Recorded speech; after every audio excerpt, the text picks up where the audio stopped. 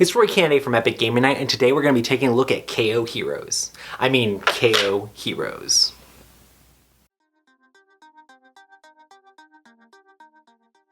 KO Heroes is a real-time speed game for 2 to 6 players. Players are going to be taking turns revealing a card from the deck and then trying to simultaneously touch the correct character to gain a point. You use the card revealed and the card left on the back of the deck to determine which card you need to touch.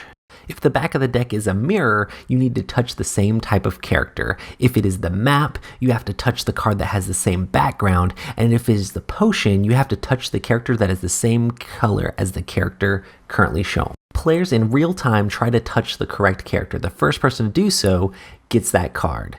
With the map, you need to touch the correct background. With the potion, you have to touch the right character of the same color. With the map again, you have to touch a background. With this, you have to do the same color, and with this one, you have to do the same type of character, which I failed to do, so someone else could get the point. Gameplay continues until the entire deck has gone through. The player who got the most correct wins the game. There's a second mode of play that uses cards from the deck instead of the character cartridges, and in that mode, if you ever reveal a card that nothing matches, you grab your controller and shake it, and the person who does that gets a point. That's KO Heroes, a speed real-time game with retro pixel art.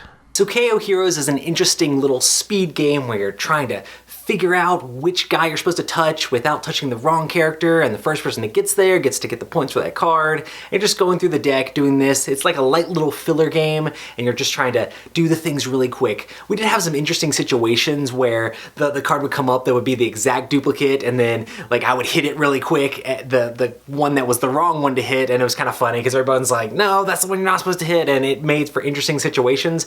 But overall, I was hoping this game was going to be a lot more exciting than it actually was. I really like the pixel, like old Final Fantasy-ish artwork on it with the whole Game Boy retro look. It's kind of interesting. I know there's a lot of games that have done that, but I was super excited like going into the game thinking it was going to be a lot more than what it was instead of this little speed game. It's an interesting little filler, but it's not something that really grasped me and like made me want to keep playing it over and over again. We played it a couple times and I'm like, okay, that was this game. But yeah, if you're looking for something as a quick little filler, maybe check out KO Heroes. But for me and my group, there's a lot of other speed real-time games that I'm a lot more interested in. Thank you guys so much for checking out my review of KO Heroes. Make sure to leave in the comments down below what your favorite Final Fantasy game is, and we'll see you on the next review for Epic Gaming Night. See you then.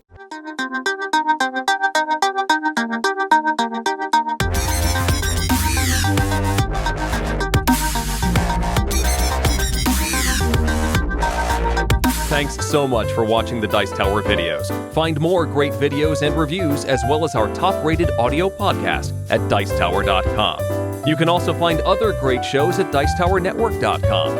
I'm Eric Summerer, and you've been watching The Dice Tower. The Dice Tower is sponsored by Cool Stuff Inc., where you can find great games for great prices.